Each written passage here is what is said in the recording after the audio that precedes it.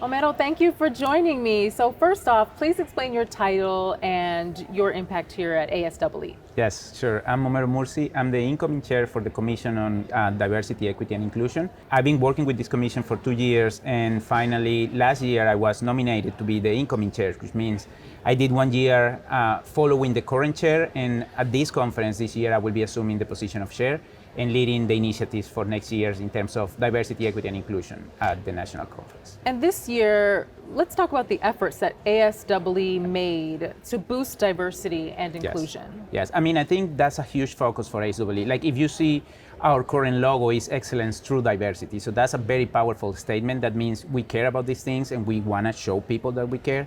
And there are multiple initiatives, right? So there are divisions that are only focused on diversity, equity, and inclusion. Mm-hmm. And then there is our commission that is focused on diversity, equity, and inclusion. What our commission does is we have 6 different committees, and we do multiple things to try to boost diversity, equity, and inclusion in the field. For example, we have professional development, where we do workshops, summer series, virtual stuff. People get a lot of training with these workshops, and this is all volunteering work. So people really volunteer to just teach others and provide these opportunities for others. We also have social media posts, communication strategies. We have different committees working on language that we should be sharing with other people.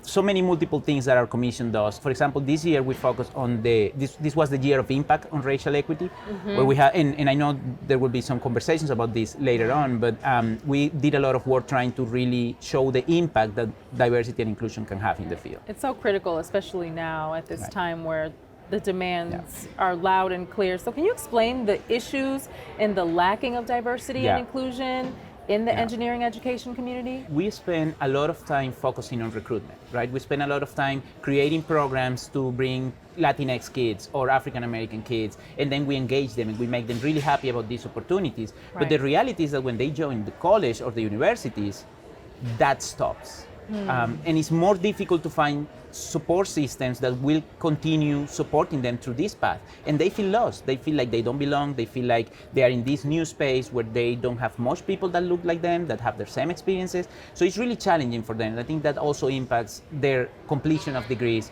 and provides more challenges to what we do. Recruitment is fantastic. We need to keep doing that, but we also need to keep thinking about the other side of things. When they are here, what can we do to make things better?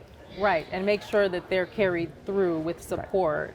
Right. So let's talk about the DEI Paper Award. Yes.